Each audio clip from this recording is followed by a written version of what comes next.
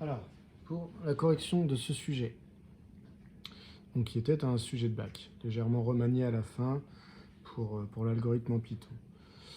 Donc, on nous disait, on considère la suite U définie pour tout entier n par U0 égale 5 et UN plus 1 est égal à 3 moins 10 sur UN plus 4. Déterminer la valeur exacte de U1 et de U2. Donc, je prends la formule de ma suite qui est ici. Et donc, pour calculer U1, donc c'est la première question. Pour calculer U1, je vais utiliser cette formule qui permet de calculer un terme lorsque je connais le précédent. Donc, celui qui précède U1, c'est U0. Donc, U1, ça va être égal à 3 moins 10 sur U0 plus 4. Et U0, qu'est-ce qu'on me disait? Que U0 est égal à 5. Ce qui veut dire que U1 vaut 3 moins 10 sur 5 plus 4. Et donc, ça me donne 3 moins 10 neuvième. Donc, pour faire cette opération, il faut que je mette au même dénominateur le 3, c'est-à-dire que je le mette sur 9. Donc, je dois multiplier par 3, ça fait 9 tiers. Pardon, j'ai dit 9 tiers, il faut que je mette sur 9. Donc, 3 fois 9, 27. Donc, du coup, ça fait 27 neuvième moins 10 neuvième, ce qui donne 17 neuvième. Alors, regarde tout de suite dans le sujet, on me disait valeur exacte, donc je laisse sous cette forme. Ensuite, on me demandait de calculer également U2. Donc, je vais calculer U2. U2 égale, j'utilise la même formule qui me dit que je dois faire 3 moins 10 divisé par le terme précédent, qui est du coup U1, à qui je dois rajouter 4. Cela me donne 3 moins 10 divisé par, alors ici U1 est un peu plus compliqué que le U0 de tout à l'heure, puisqu'il faut que je reprenne le résultat 17 neuvième plus 4. Je vais faire mon calcul, 3 moins 10 divisé par, donc il faut que je mette en neuvième, 4 au niveau des neuvièmes, ça fait 36. Donc 36 neuvième plus 17 neuvième. Donc 17 neuvième plus 36 neuvième, qui au final font 53 neuvième. Donc je vais l'écrire directement pour gagner un peu de place. 53 neuvième. Du coup, je me retrouve avec 3 moins, alors divisé par un nombre vient multiplier par son inverse, donc 10, plutôt que de le diviser par 53 neuvième, je vais le multiplier par l'inverse de 53 neuvième, qui est 9 53e. Et donc, je me retrouve avec 3 moins 90 sur 53. Et donc, je vais mettre ici 3 au même dénominateur. Donc, 3 multiplié par 53, ça nous fait 159. Donc, 159 sur 53, je me le note là. Et je vais retirer 90 sur 53. Donc, moins 90 sur 53. Ça va me donner du coup 69 sur 53.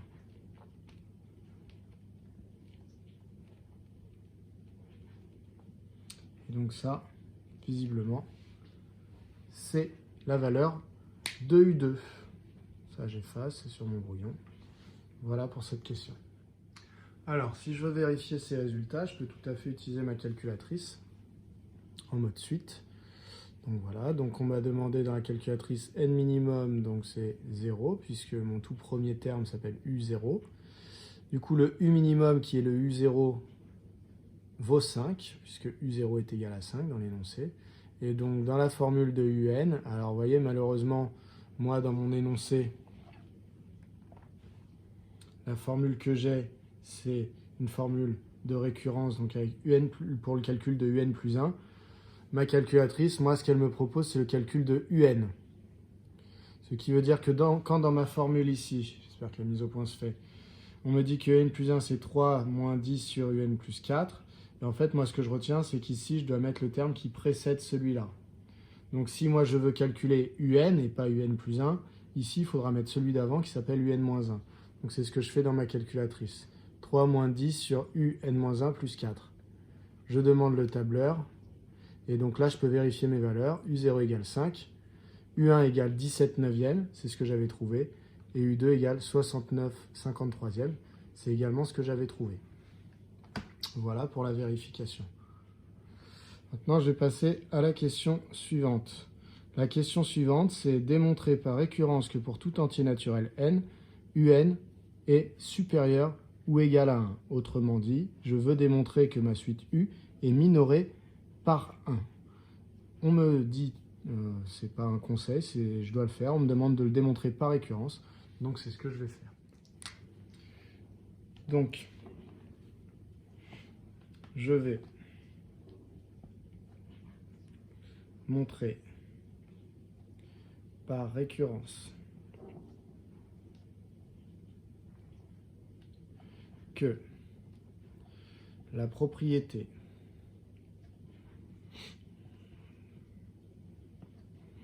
que je vais noter Pn, qui est que visiblement UN est supérieur ou égal à 1, je vais montrer qu'elle est vraie pour tout n appartenant à grand N.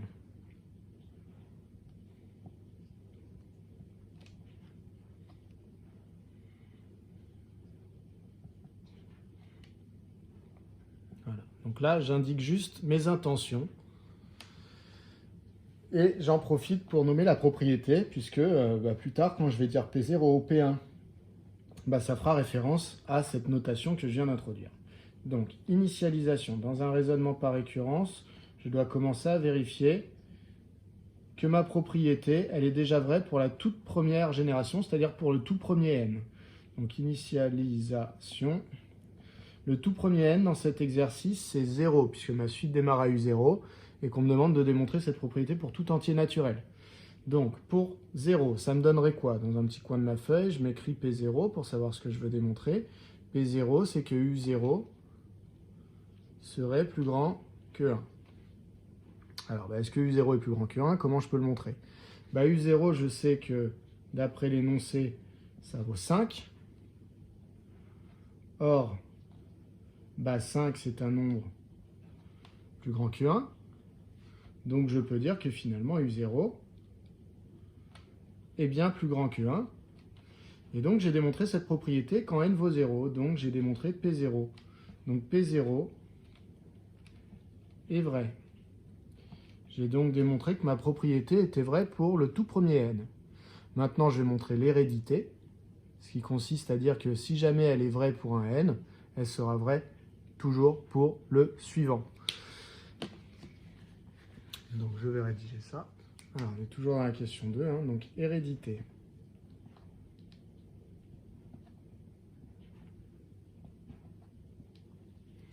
Donc, je suppose que la propriété Pn, elle est vraie pour un n que j'aurais choisi au hasard. Je suppose que Pn, donc je la réécris, ça aide. Pn, c'est que le terme de rang n est plus grand que 1. Je suppose que Pn est vrai pour un entier, donc je mets bien 1, c'est pas pour tout entier, pour un entier naturel n.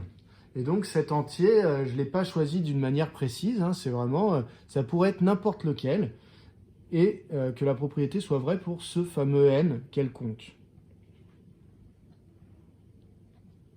Je vais montrer que obligatoirement,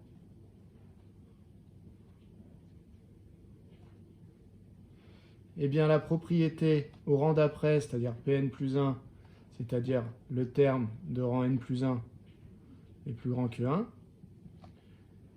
est aussi vrai, ou est encore vrai. Bref, que la propriété Pn entraîne la propriété Pn plus 1. Donc je peux partir de mon hypothèse de récurrence, un supérieur ou égal à 1. C'est ce que j'ai supposé, c'est mon hypothèse. Et je vais devoir reconstruire un plus 1. Alors la formule qui va me servir à reconstruire, c'est celle-là, hein, c'est toujours la même, c'est la formule de récurrence pour ma suite. Donc je vois que pour passer de un à un plus 1, il faut qu'à un je rajoute 4, que je passe à l'inverse, que je multiplie par 10, que je multiplie par moins 1, et que je rajoute 3. J'y vais toujours par extension. Alors c'est parti. un est plus grand que 1, donc un plus 4. C'est plus grand que 1 plus 4, c'est-à-dire 5. Ensuite, je vais passer à l'inverse. Donc, alors attention, le passage à l'inverse, c'est une fonction que j'applique. En fait, c'est la fonction inverse. Donc, je dois faire attention à savoir si elle est décroissante ou croissante. Le passage à l'inverse, la fonction inverse est décroissante sur R plus étoile. Donc ici, je précise bien que les deux nombres sur lesquels je vais l'appliquer, ce sont des nombres qui sont positifs. Strictement plus grand que 0. Donc finalement, quand je passe à l'inverse, ça va me donner 1 sur un plus 4, plus petit que 1 sur 5. Ensuite, je continue. Alors ici, je peux multiplier par moins 10. Plutôt que multiplier par 10 puis par moins 1, je peux multiplier directement par moins 10. Par contre, quand je multiplie par moins 10, qui est un nombre négatif, eh bien, je dois à nouveau changer l'essence de mon inégalité. Donc, ça me donnera moins 10 sur 5. Et moins 10 sur 5, eh bien, il se trouve qu'en fait, ça fait moins 2. Donc ici, je peux dire moins 2. Donc, eh bien, il me reste qu'à rajouter 3. 3 moins 10 sur un plus 4, c'est plus grand que 3 moins 2, c'est-à-dire 1. Donc, bah ça, c'est un plus 1. un plus 1 est supérieur ou égal à 1.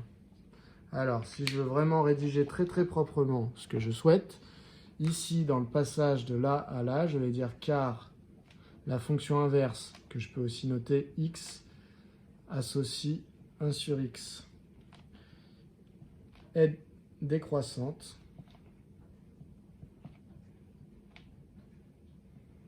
sur 0 plus l'infini. Voilà. Puisque je l'ai appliqué sur des nombres qui étaient plus grands que 0. Donc ces nombres-là étaient des nombres sur 0 plus l'infini. Donc le plus grand à la plus petite des images. Et le plus petit à la plus grande des images, puisque j'ai une fonction décroissante. Hein. Donc quand j'ai une fonction décroissante, eh bien le plus petit nombre a finalement la plus grande des images. Et le plus grand nombre a la plus petite des images. Voilà pourquoi le changement de sens. Donc ici, il y a un double changement de sens.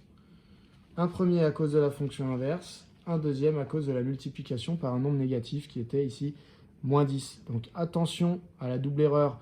Si jamais vous avez oublié de changer de sens ici et ici, bah en fait vous aurez toujours gardé celui-là, donc vous aurez l'impression d'avoir bon, mais en réalité vous faites une erreur de raisonnement. Voilà, donc qu'est-ce que je peux conclure à cela? Je peux conclure que Pn entraîne Pn plus 1. Et donc, conclusion, bah, j'ai démontré ma propriété. Donc, conclusion, bah, j'ai démontré que pour tout n appartenant à grand N, la propriété était vraie. Donc, en fait, un est bien plus grand que 1. Donc, sans le dire, j'ai démontré que la suite U était minorée par 1. Ensuite, la question suivante, c'était de démontrer que pour tout entier naturel n, eh bien, je pouvais calculer un plus 1 moins un et que ça me donnerait ce résultat-là. Bon, bah c'est parti. on va se lancer dans le calcul. Alors j'efface ce que je viens d'écrire, histoire de me donner un peu de place. Donc, question 3. Je vais calculer pour tout n appartenant à grand N, un plus 1 moins un. Alors, je n'oublie pas où je veux arriver. Je veux arriver à cette expression-là. D'accord? Donc, de temps en temps, je regarderai pour voir où j'en suis dans mon calcul. Alors, un plus 1 moins un. Première chose à regarder, c'est dans ce que vous voulez comme résultat. Eh bien, votre résultat est donné uniquement en fonction de un. Ce qui veut dire que moi, dans mon calcul, mon résultat, je vais essayer d'obtenir des un et pas autre chose, puisqu'ici, je n'ai que des un. Alors, première chose à laquelle je pense, c'est que dans mon calcul un plus 1 moins un, le un, comme j'accepte les un à la fin, le un qui est là, il ne me dérange pas. Ce qui me dérange pour l'instant, c'est d'avoir du un plus 1. Donc, le un plus 1, j'aimerais bien le remplacer à l'aide d'une expression qui contient du un. Cette expression, c'est celle de votre exercice, c'est celle-là, c'est que un plus 1, en fait, je peux le remplacer par 3 moins 10 sur un plus 4. Donc, c'est ce que je vais faire. 3 moins 10 sur un plus 4. Et donc, j'ai le moins un qui était là, que je laisse, puisque j'ai dit que d'avoir des un ne me dérangeait pas, puisque c'est dans l'expression finale, c'est ce que je veux. Donc, là, je m'aperçois que l'expression finale, elle est donnée sous la forme d'une seule grande fraction. Donc là, pour l'instant, moi, mes opérations sont les soustractions, ce n'est pas du tout une grande division. Donc, je vais essayer de tout mettre au même dénominateur, et en plus, ça me plaît bien, parce que regardez, le dénominateur qui est ici, c'est exactement celui que je voulais au final. Donc, je vais tout mettre sur ce dénominateur-là. Pour mettre au même dénominateur, comment est-ce que je fais? Eh bien, ça me donne, pour le premier ici, ça me donne 3 facteurs de un plus 4 sur un plus 4, moins 10 sur un plus 4, ça c'est cette partie-là, et un, si je veux le mettre sur un plus 4, il faut que je le multiplie par un plus 4. Donc moins un fois un plus 4 sur un plus 4. Ceux que ça choque un peu, la mise au dénominateur, je vous donne un autre exemple. Si j'ai 5 plus 3 demi, comment on additionne ces fractions? Eh bien, il faut mettre 5 au même dénominateur, c'est-à-dire sur 2. Et donc, je dis que 5, c'est en fait 10 demi. Divisé par 2 donne bien 5. Comment j'ai trouvé? Eh bien, en fait, 5, je le vois comme 5 sur 1. Et donc, je multiplie au numérateur et au dénominateur par 2. 2 fois 5, 10, et 2 fois 1, 2.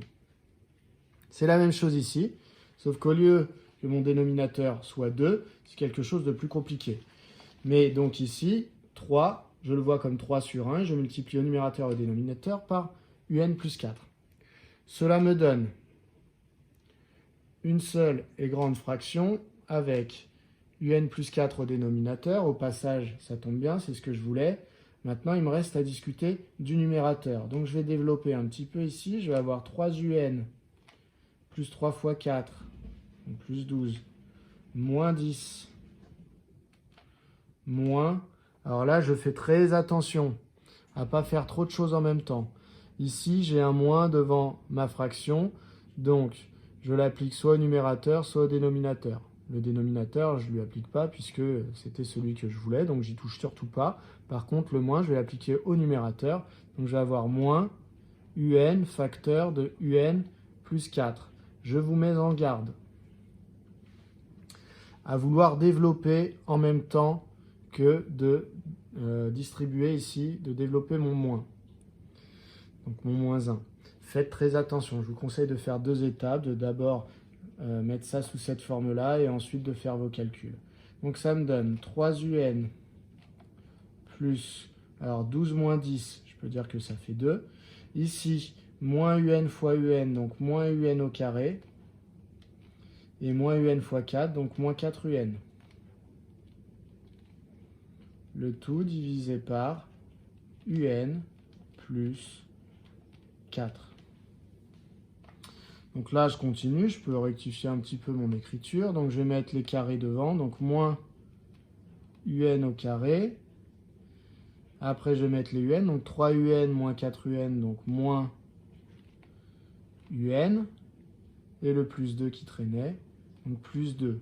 Le tout divisé par UN plus 4. Alors là, je ne vois plus trop où aller dans mon calcul. Hein. Donc, je trouve que UN plus 1 moins UN, bah, ça vaut ça. J'ai bien exprimé qu'en fonction de UN. Donc, je regarde là où je voulais aller. Je voulais arriver à ce résultat. Donc, je compare. Le UN plus 4 au dénominateur, je l'ai. Par contre, au numérateur, vous voyez, là, j'ai des UN au carré, des UN et un terme constant, alors que là, c'est plutôt sous forme factorisée, puisque l'opération qu'il y a entre les deux parenthèses est une multiplication. Moi, j'ai mon numérateur sous forme développée. Donc la question, c'est est-ce que le numérateur qui est inscrit ici dans la réponse qu'on attend de moi, en le développant, est-ce que je peux retrouver celui-là? Est-ce que c'est bien une autre expression de cette même chose? Voilà la question que je me pose. Donc j'ai deux possibilités. Soit je suis très à l'aise et j'essaie de factoriser cette forme développée pour la remettre sous cette forme-là. Soit je suis un petit peu moins à l'aise, et moi c'est la technique que je vais suivre, c'est que je vais développer ici la forme qui était factorisée, histoire de l'avoir sous forme développée et de voir si c'est la même chose que celle-là. Donc là, je fais une petite pause dans mon calcul, et donc je vais essayer de développer la forme qui est là-haut. Donc, ce résultat, je me le renote quelque part, puisque je vais devoir effacer. Donc, je me le renote par ici. UN plus 1 moins UN. Donc, vous ne vous le renotez pas, hein, vous l'avez sur votre copie au moment où vous écrivez. Plus UN plus 2 sur UN plus 4. Bon, vous ne le voyez pas en entier, c'est pas grave. Donc, je vais poursuivre mon calcul.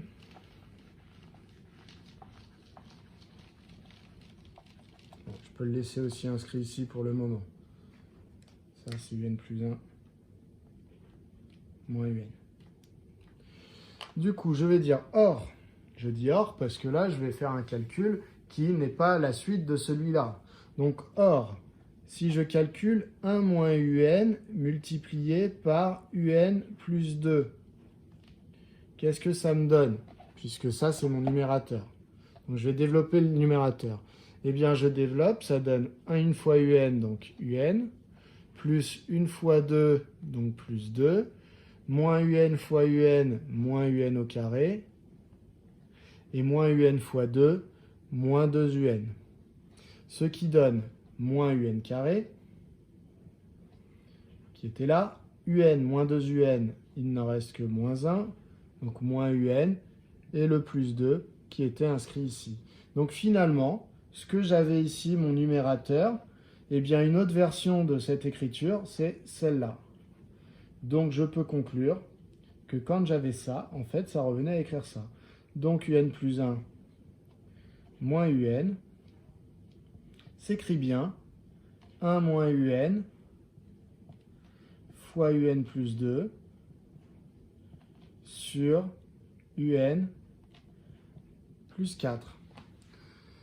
Voilà qui vient conclure ce calcul et donc cette question. Ça m'amène à la question 3.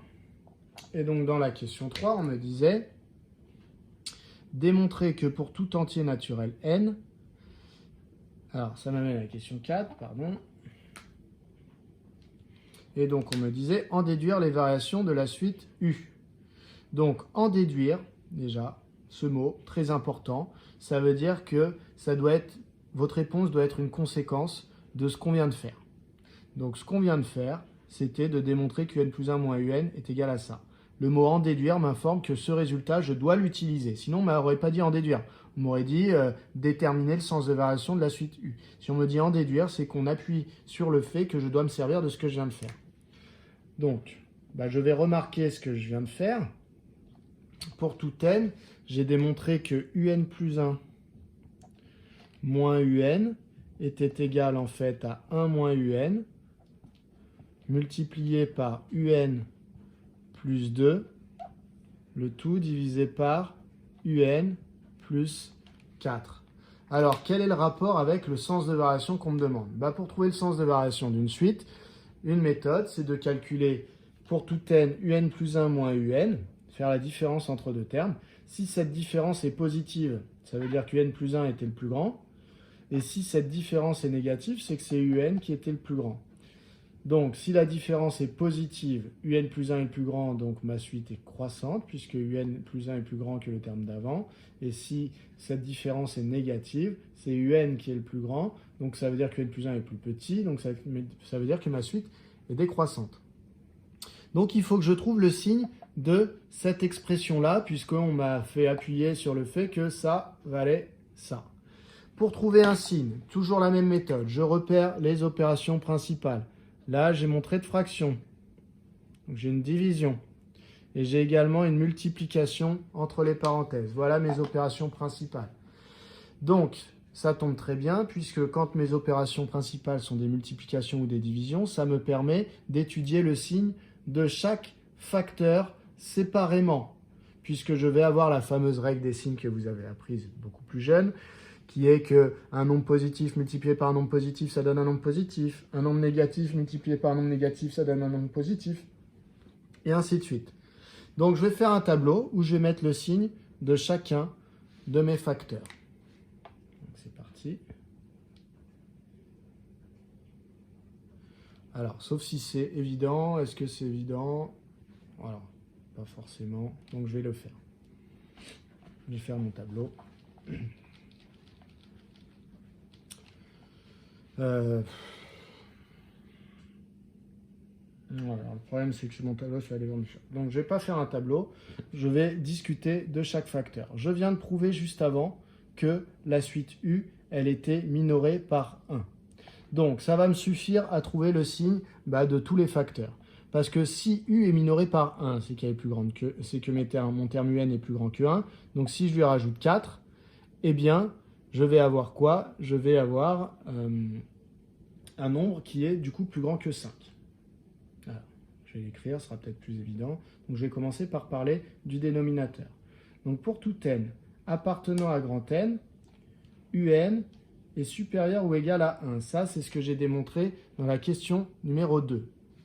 Donc, je peux conclure que UN plus 4 est plus grand que... J'ai rajouté 4 ici, donc je rajoute 4, donc que 5. Et donc, ce n'est pas tellement le fait que ce soit plus grand que 5 qui m'intéresse, c'est le fait que du coup, quand c'est plus grand que 5, eh bien, ça veut dire que c'est aussi plus grand que 0, c'est-à-dire que UN plus 4 est donc positif. Donc, UN plus 4 est positif. Donc, ça, c'est un bon point. Je vais chercher un peu de couleur.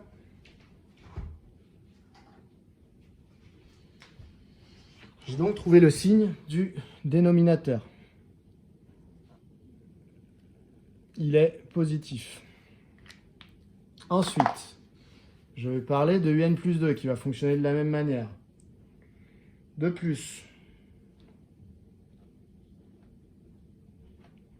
UN est plus grand que 1, donc pour avoir une plus 2, il faut que je rajoute 2. Donc UN plus 2 est plus grand que 1 plus 2, c'est-à-dire 3. Et si mon nombre est plus grand que 3, c'est qu'il est strictement positif. Donc, je peux conclure que UN plus 2 est en fait strictement positif.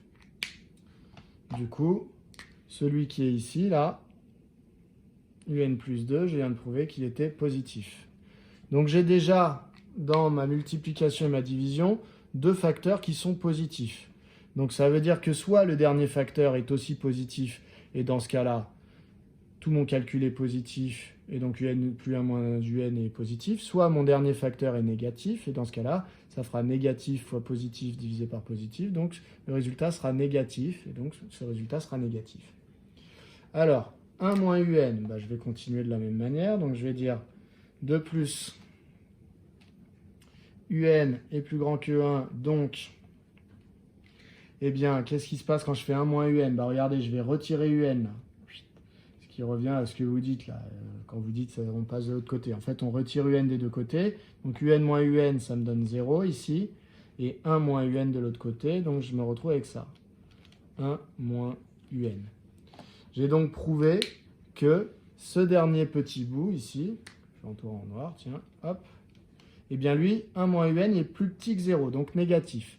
Donc cette partie-là, elle est négative. Donc finalement, qu'est-ce que je retrouve ici dans mon calcul? Négatif fois positif divisé par positif. Donc le signe moins va rester. Et donc un plus 1 moins un est en fait toujours négatif.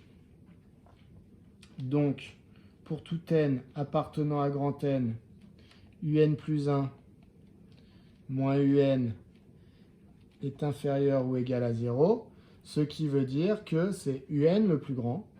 Donc, ça veut dire que ma suite est décroissante. Donc, la suite U est décroissante. Alors, tout de suite, je me rappelle qu'en plus, j'avais démontré que ma suite était minorée par 1. Donc, je crois deviner la question suivante. Du coup, la question suivante, qui est la question 5. La suite U converge-t-elle? Alors, on ne me demande pas de trouver vers quoi elle converge, hein, donc je pense au théorème du cours qui me prouve qu'une suite converge, mais qui ne dit pas vers quoi, vers quelle limite. Et donc, je me rappelle que je viens de démontrer que ma suite U était décroissante, et j'ai démontré à la question 2 qu'elle était minorée par 1. Donc, je me rappelle que toute suite décroissante et minorée converge, donc la suite U va converger. Donc, je vais dire, d'après la question 2,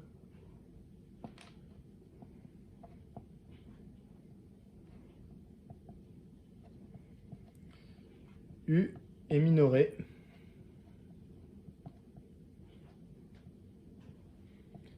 par 1. Et d'après la question 4,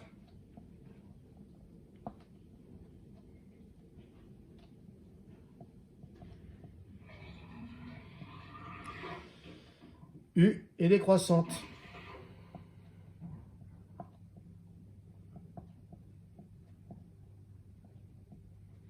Or, tout de suite, décroissante et minorée convergent. Donc, U converge. Voilà, elles convergent, on ne sait pas vers quoi, mais en tout cas, elles convergent. Donc, ça vient conclure la question 5 et donc également la partie A. Voilà, donc partie A qui est relativement longue, hein, mais si vous comparez un petit peu les parties, la partie C est courte, donc ça compense. Hein. Je vous rappelle que ce sujet est taillé pour être fait en 1 heure. Alors, dans cette partie B, vous allez reconnaître un peu les questions. On considère la suite V définie pour tout entier naturel par Vn égale un-1 sur un plus 2. Donc ma suite V est définie à partir de la suite U, puisque j'ai une expression de Vn en fonction de un. On admet que pour tout n, Vn est différent de 1, et aussi que un est égal à 2Vn plus 1 sur 1 moins Vn. Donc tout ça, là, ces résultats sont admis. Ça veut dire qu'on ne les démontrera pas. On pourrait les démontrer dans le sujet, dans le tout premier sujet d'où est extrait ce sujet que je vous ai tapé là. Eh bien en fait, les propriétés ici étaient démontrées. Donc les élèves devaient les démontrer. Je vous en ai fait grâce puisque c'est le début d'année, donc j'ai voulu vous faire un sujet un petit peu moins long et un petit peu moins compliqué au niveau des calculs. Donc je vous ai dit on admet que. Donc vous pouvez utiliser ces résultats sans avoir à les justifier. Petit 1, donc question 1, petit a, démontrer que la suite V est géométrique de raison Q égale 0,4 et de premier terme V0 égale 4 septièmes. Si je vous donne la raison et le premier terme, c'est simplement pour que vous puissiez continuer par la suite. Si jamais vous n'avez pas réussi à prouver qu'elle était géométrique, puisque je me doute qu'il y a beaucoup de calculs et donc que certains élèves ne vont certainement pas arriver au bout. Donc c'est parti. Pour démontrer qu'une suite est géométrique, je vous rappelle la technique.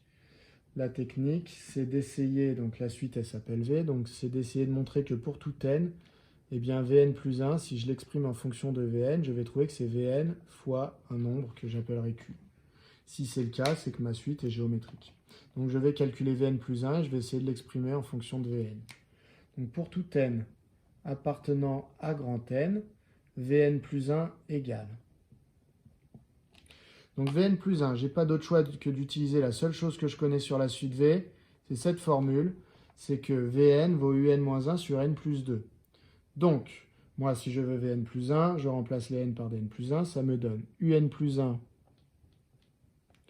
moins 1 divisé par Un plus 1 plus 2. Voilà, donc ça va être assez calculatoire, hein, cette question. Alors du coup, les étapes restent les mêmes que dans les exercices tout à fait classiques avec ces questions-là. C'est-à-dire que moi, je veux Vn, je ne veux pas Un plus 1. Donc Un plus 1, je vais commencer par le remplacer. Je le remplace grâce à la formule de récurrence du début d'exercice. C'est égal à. Donc Un plus 1, c'est 3 moins 10 sur Un plus 4. Et il y a le moins 1 qui traînait derrière. Donc ça, c'est Un plus 1.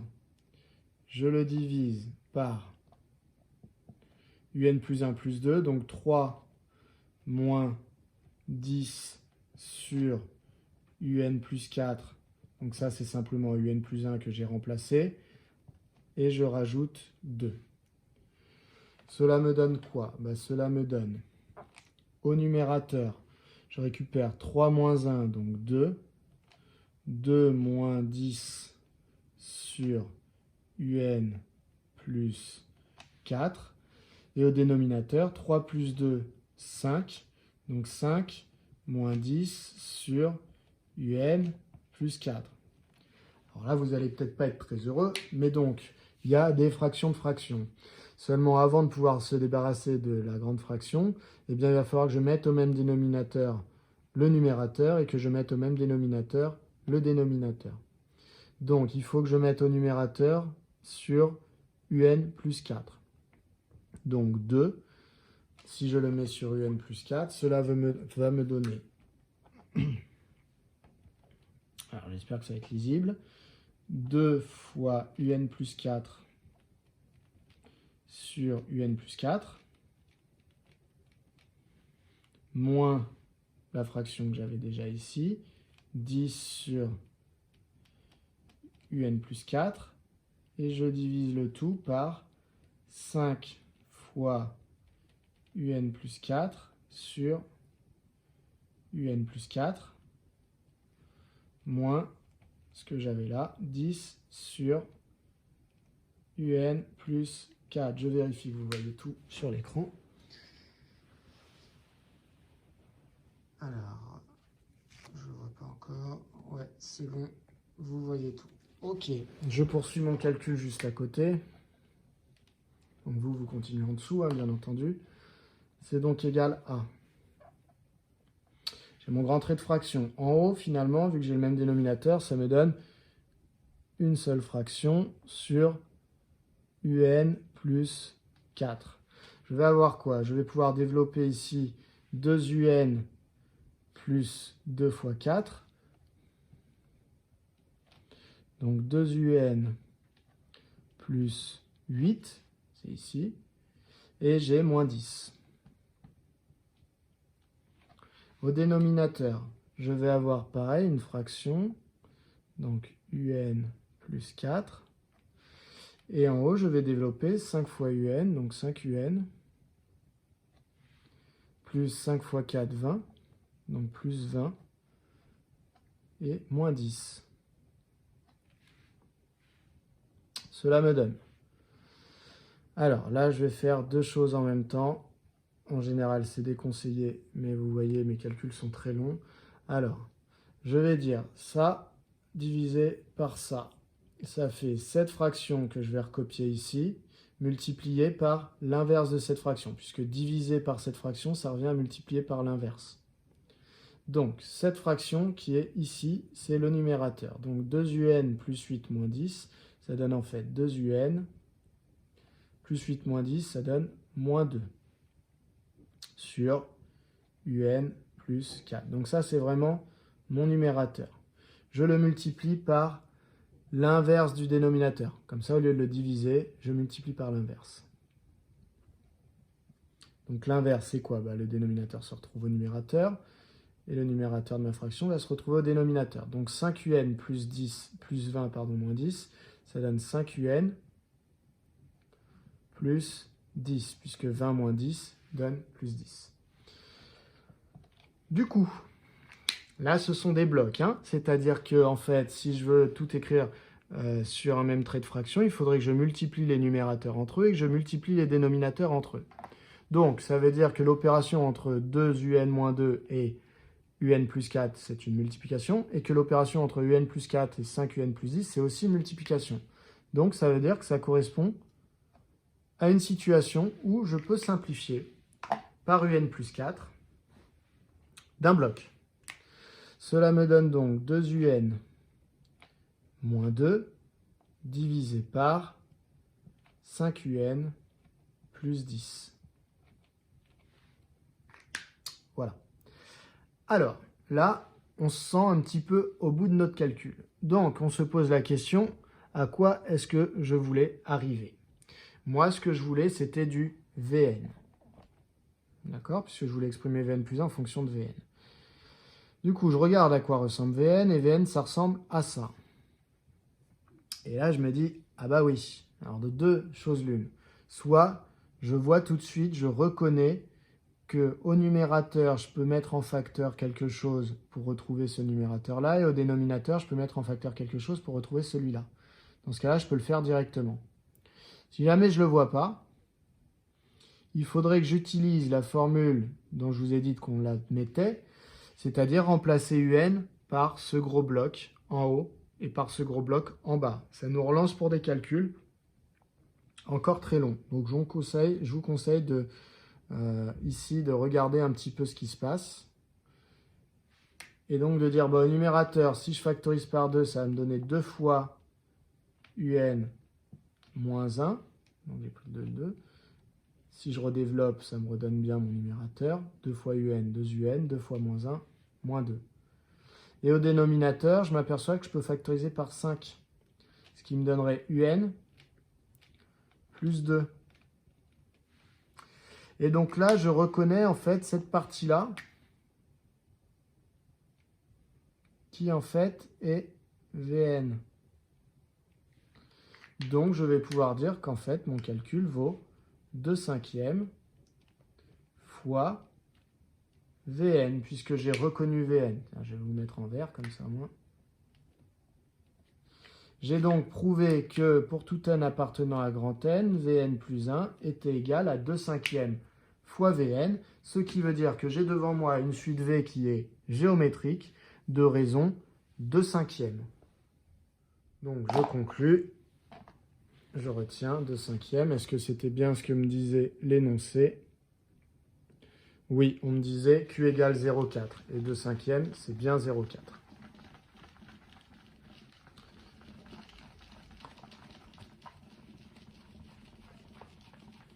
Hop.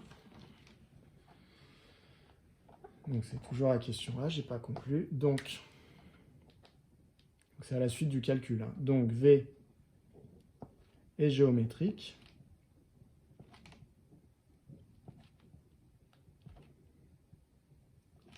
De raison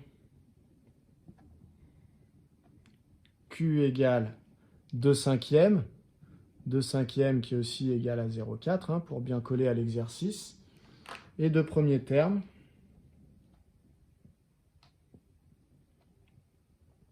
donc le premier terme va s'appeler V0, puisque ma suite est définie sur N. Et donc, qu'est-ce qui vaut ce V0?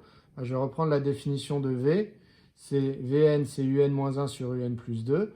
Donc V0, ça va être U0 moins 1 sur U0 plus 2.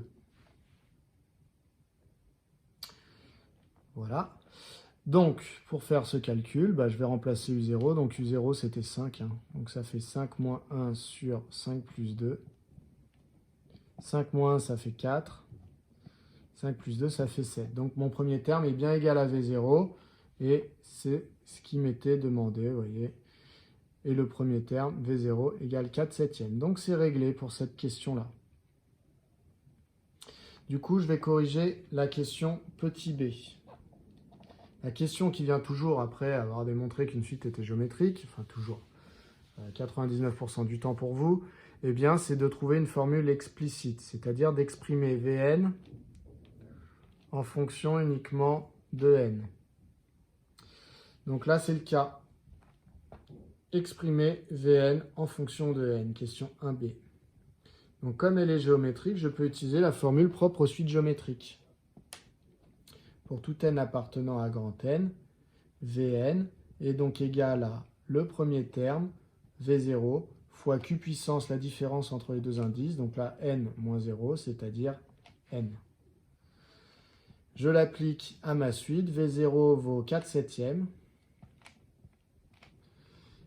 et Q c'est 0,4, donc 0,4 puissance n. Voilà pour cette expression. Et du coup, on me disait d'en déduire l'expression de U. Vous voyez, la suite de la question, en déduire pour tout entier naturel n, que UN, en fait, je peux l'écrire comme ça. Alors, d'où ça vient? Là, vous reconnaissez quand même. Alors, là, du coup, il va falloir que je change l'énoncé, puisque ça ne va pas. Donc, je reviens. Alors, c'est la magie de faire ça en différé. C'est que, du coup, désormais, j'ai rectifié la question B. Et donc, ça va être en déduire que pour tout entier naturel n, UN peut s'écrire sous cette forme-là. Alors, c'est une forme qui paraît très compliquée, mais en réalité, ça ne va pas être très compliqué de la voir, puisque on voit qu'en fait, UN est exprimé en fonction de n uniquement, donc c'est une formule explicite. Donc ça, c'est un premier indice. Ça ressemble beaucoup à quelle autre forme déjà vue pour UN dans l'exercice? À la forme qu'on a admise. Regardez, ça ressemble quand même à cette écriture de UN. Puisque UN, on m'a dit qu'on avait admis que ça valait 2Vn plus 1 sur 1 moins Vn. Donc en fait, ça ressemble à cette écriture-là, avec le Vn qui serait remplacé par 4 septièmes fois 0,4 puissance n. Mais 4 septièmes fois 0,4 puissance n, c'est exactement ce qu'on vient de trouver pour Vn. Donc en fait, il suffit que je reprenne l'ancienne écriture, enfin l'écriture qu'on m'a admise pour U, et que je remplace Vn par ce que je viens de trouver. Donc on va dire, or, pour tout n appartenant à grand N, Un est égal à 2 fois Vn, donc 2 Vn plus 1 sur 1 moins Vn. Et donc maintenant, il suffit que je remplace Vn par l'expression que je viens de trouver pour lui. Ça fait 2 fois 4 septièmes fois 0,4 à la puissance n. Donc ça, c'est Vn, j'ai remplacé, plus 1 sur 1 moins Vn, donc 1 moins 4 septièmes fois 0,4 à la puissance n. Ce qui donne 2 fois 4 septièmes, ça fait 8 septièmes. Donc 8 septièmes fois 0,4 à la puissance n plus 1, divisé par 1 moins 4 septièmes fois 0,4 à la puissance n. Je un petit peu pour que vous voyez. Et donc, j'ai réussi à prouver cette écriture-là. Je vais m'en sortir. Voilà. Donc 8 septièmes fois 0,4 puissance n plus 1 sur 1 moins 4 septièmes fois 0,4 puissance n. Donc je répète la méthode. Je reprends l'expression de UN en fonction de Vn et je mélange avec l'expression de Vn en fonction de n. Donc chaque Vn est remplacé par l'expression qui est là. Ça me donne celle-là. Du coup, ça me donne une formule explicite pour la suite U. Là, j'ai donc une formule explicite. Donc, ça va me permettre de calculer la limite qui m'est demandée dans la question suivante. Donc, la question suivante, c'est la question 2. Je vais devoir calculer une limite. Donc, mes calculs de limite, j'arrive mieux à les faire quand ce sont des formules explicites en général. Donc, je vais réécrire ce que c'est que ma formule explicite pour U. Donc, c'est 8 septièmes fois 0,4 à la puissance n, à qui je rajoute 1, et 1 moins 4 septièmes fois 0,4 à la puissance n. Du coup, si je veux calculer la limite, j'identifie où sont les n. Donc, il y en a ici, donc dans la puissance de 0,4. Donc, je vais dire 0,4, c'est un nombre qui est compris entre moins 1 et 1, strictement. Donc, je peux conclure quant à la limite de 0,4 à la puissance n, quand n tend vers plus l'infini, que c'est égal à 0. Lorsque j'ai un nombre strictement compris entre moins 1 et 1, et que je le mets à la puissance n en faisant tendre n vers plus l'infini, eh bien, la limite, c'est 0. Donc, la limite de ce nombre, c'est 0. Donc, la limite du numérateur, qu'est-ce que ça va être? 8 septièmes fois un nombre qui tend vers 0. Eh bien, c'est un nombre qui va tendre vers 0 lorsque n tend vers plus l'infini. Et quand je rajoute 1, mon numérateur va donc tendre vers 1. Donc, la limite, quand n tend vers plus l'infini, du numérateur, là, du 8 septièmes fois 0,4 à la puissance n plus 1, eh bien, cette limite vaut 1. Et comme la limite de 0,4 puissance n, c'est 0, eh bien, le dénominateur ici, 4 septièmes fois 0,4 puissance n va tendre vers 0, et donc 1 moins ce nombre va tendre vers 1. Et limite, quand n tend vers plus l'infini, de 1 moins 4 septièmes fois 0,4 à la puissance n, c'est aussi égal à 1. Donc, la limite du quotient, donc la limite quand n tend vers plus l'infini, finalement de un, eh bien, elle est égale à la limite du numérateur divisé par la limite du dénominateur, donc 1 sur 1, c'est-à-dire 1. Donc, on vient de prouver que la suite convergeait, certes, mais convergeait vers 1. Donc, c'est un petit peu mieux que dans la partie A. Allez, partie C. Partie C, on me dit on considère l'algorithme suivant en langage Python. À quoi sert cet algorithme et quelles seront les valeurs affichées si on l'exécute? Donc, première question, à quoi sert cet algorithme? Donc, cet algorithme en langage Python, qu'est-ce qu'il me dit? Il me dit U vaut 5, N vaut 0 au départ. Donc, en fait, ça me rappelle beaucoup ma suite, hein, avec l'indice et le terme associé. Effectivement, quand l'indice était 0, le terme valait 5, puisque je sais que U0 vaut 5. Ensuite, on me dit while U plus grand que 1,01. Donc, tant que U est supérieur à 1,01. Est-ce que c'est le cas au début? Oui, il vaut 5, donc c'est bien plus grand que 0,1. Donc, ma suite U, je sais qu'elle diminue, elle est décroissante. Donc, les valeurs de mes termes diminuent. Et que, en plus, elle tend vers 1. Ça veut dire qu'elle va se rapprocher de 1. Donc, effectivement, il y a un moment où elle va devenir plus petite que 1,01 pour se rapprocher toujours plus de 1. Donc, ce moment va arriver. Donc, tant que U est plus grand que ce nombre-là, N reçoit N plus 1. Donc, ça veut dire que l'indice, je vais le faire avancer de 1. Donc, premier tour de boucle, il va faire 1, puis 2, puis 3, etc. Et en même temps, j'ai le calcul 3 moins 10 divisé par U plus 4, qui est exactement le calcul pour ma suite U, qui était ici. 3 moins 10 sur U plus 4. Donc, je reprends l'ancienne valeur de U, je fais le petit calcul avec, et ça me donne ma nouvelle valeur de U.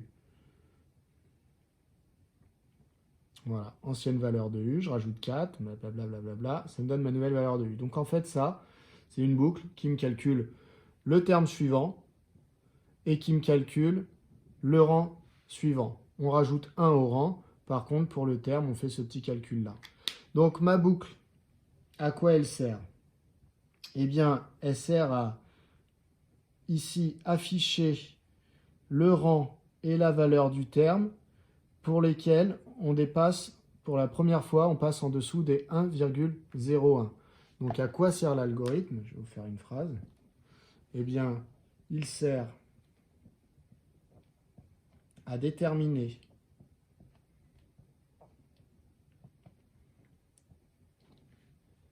le premier rang et le premier terme à partir duquel le rang et le terme à partir desquels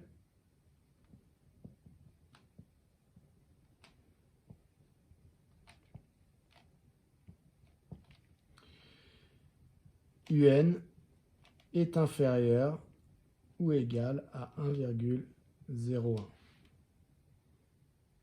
Voilà, il sert à ça. Et ensuite, on me disait quelles seront les valeurs affichées si on l'exécute. Alors, on ne vous demande pas de le programmer sur votre calculatrice, hein, mais simplement de...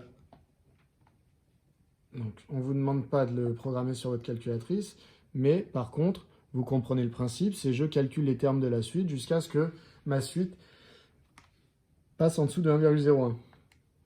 Donc, je peux tout à fait retourner dans mon tableur de tout à l'heure. Alors, ce qui serait bien, c'est d'avoir des valeurs qui s'écrivent autrement. Donc ça, je vais le régler. Donc, je vais aller dans Mode. Et les résultats, je vais les demander en nombre décimaux. Donc, je retourne dans Table. Pas grave, Table. Voilà, donc cette fois-ci, j'ai plus les résultats sous forme de fraction irréductible, mais sous écriture décimale. Donc je m'aperçois qu'effectivement, les termes sont bien décroissants et qu'il y a un moment où je passe en dessous de 1,01. Alors là, j'y suis pas encore pour 5. Vous voyez, ça fait 1,0177, donc je suis encore plus grand. Par contre, le terme d'après, là, je passe en dessous des 1,01. Et donc, c'est pour n égale 6. Donc, qu'est-ce qui va être affiché en fin d'exécution de cet algorithme? Eh bien, ça va afficher 6.